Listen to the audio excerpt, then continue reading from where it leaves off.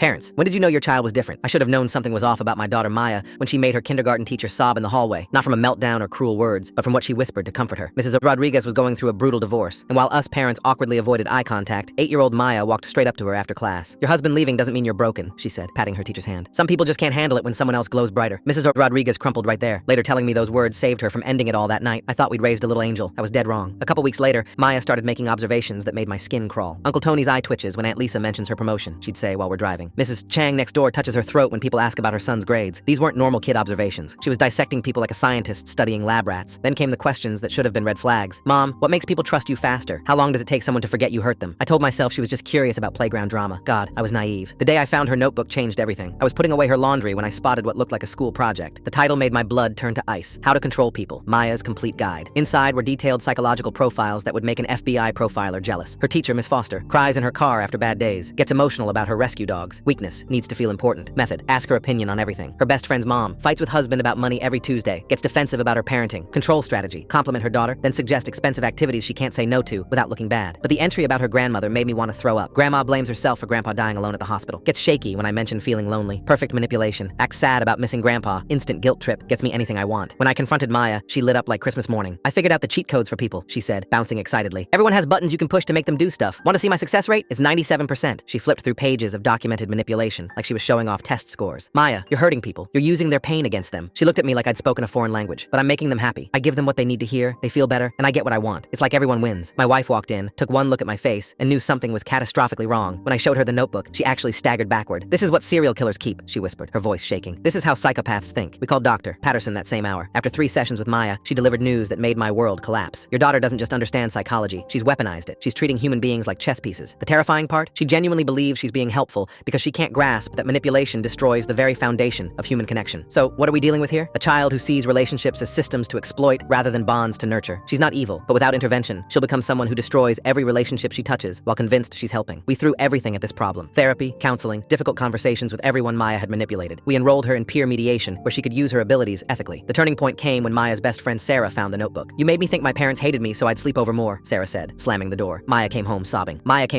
finally understanding what her strategies actually cost. At 16, Maya found that old notebook while packing for college. She brought it to me, tears streaming down her face. Dad, I was a monster, she whispered. I treated everyone like they were NPCs in my personal video game. I made Grandma relive her worst trauma just to get toys. I exploited Miss Foster's loneliness. How did you not hate me? Because I knew the real you was still in there somewhere. She's 24 now, running a nonprofit that helps abuse survivors recognize manipulation tactics. She still reads people like an open book, but now she uses that gift to protect the vulnerable instead of exploiting them. Last month, she helped convict a domestic abuser by teaching his victim to recognize the psychological control patterns.